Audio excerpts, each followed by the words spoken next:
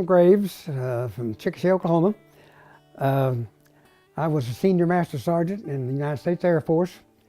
I went in 1956, November of '56, and retired in September of 1980. I was born and raised in the little town of Ellick, Oklahoma, and went to school at the same place all those years. I graduated in 1954, attended at the University of Oklahoma in 1954, 1955. I always say that there was more people in my history class at OU than there was in my hometown. That's not true. Hometown's about 500 people, and I think my history class had about 300, but it's a sugar story to tell. I'm an avid OU fan. I enjoy OU basketball and softball. Back in those days, they had a draft board, and the draft board was looking for some good men, and I was one of those good men. They found me. 99% of the time, you go into the Army.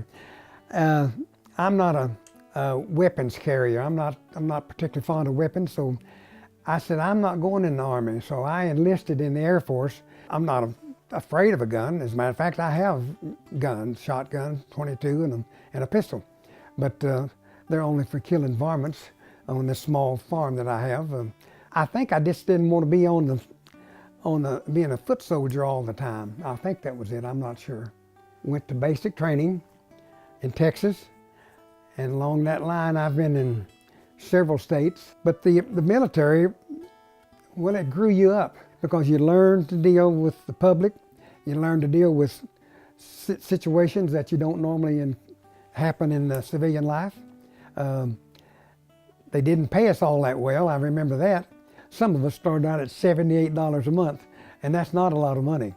And of course you get three square meals a day and a place to sleep. I had it pretty well made because I made rank fairly fast, and my family were with me all except the 13, 18 months in Korea and Japan. Then of course you have to go to church, needless to say, and because I'm a Christian and my family's a Christian.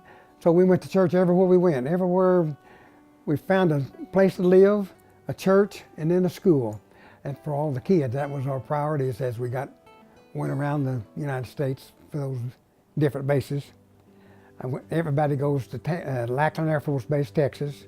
And then I went to Omaha, Nebraska, which was SAC headquarters. From there I went to Alaska, Elmendorf Air Force Base, Anchorage, Alaska. I worked in personnel all my military career, and in that you have an administrative job. So when the Cuban crisis came up, we had to have a plan, Air Force plan, that said how do you transport the dependents, your wives and children, out of Alaska, because that's going to be a hot spot, back to the stateside. So we developed a deployment plan for dependents, and I helped write that. As a matter of fact, it was one of the reasons I got one of those commendation medals, is that I helped prepare that particular plan. And we wrote it up so how the families would get on the train, go to Yukon, and then from there they'd go on south, wherever. And then they each got a dog tag, which my kids thought, man, this is neat, I'm in the military. They got a dog tag with their name and my name on it, of course. There for 3 years, and then came back to Wichita, Kansas for 3 years. From there I went to Naval Air Station, New Orleans. Air Force guy on a Naval Air Base, only active duty Air Force person there. And I was there 5 years in New Orleans. And then I went to Korea, and they shipped it over about 90 days. I had to go to TDY to Japan. This was in 1971. The war was over supposedly in '54, but it wasn't. It's probably still not over. Yeah, they have a whole lot of different food. In Korea, they call it's kimchi. That was the name of it. It was a soup, but they put the soup, they put fish, they put cabbage, all kinds of things in this water and boiled it. And sometimes they even buried it so it would ferment.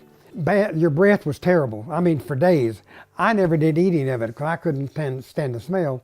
And so the word was, if you get in trouble, you're in deep kimchi, which means you're in bad stuff. They have all these stores with lots of trinkets and things that they want to sell you, and they'll try to get you to go downtown. They call it a green bean tour. You go downtown and visit all these places. and that's a treat within itself. But they'll try to sell you anything and everything. I'll never forget when the OU played Nebraska in 1971, but I'm watching it at the NCO club at Osan Air Base, Korea, at, I don't remember now, it's 2 or 3 o'clock in the morning. And it was a late football game, and OU lost, but that's all right. They played a good game. Then I came back home and went to Castle Air Force Base, California. And then I went to Altus Air Force Base, which is Oklahoma, which is where I'm from. And so I retired from Altus as a Senior Master Sergeant, E8, in September 1980. But after I finished the military, after 24 years in that, I came back home to Chickasha, Oklahoma, and I went to work at a bank. Had no banking experience at all, but the bank president went to school at Ellick, and he thought maybe I could do something, so I worked at that Chickasha bank for 31 years and just retired in 2012.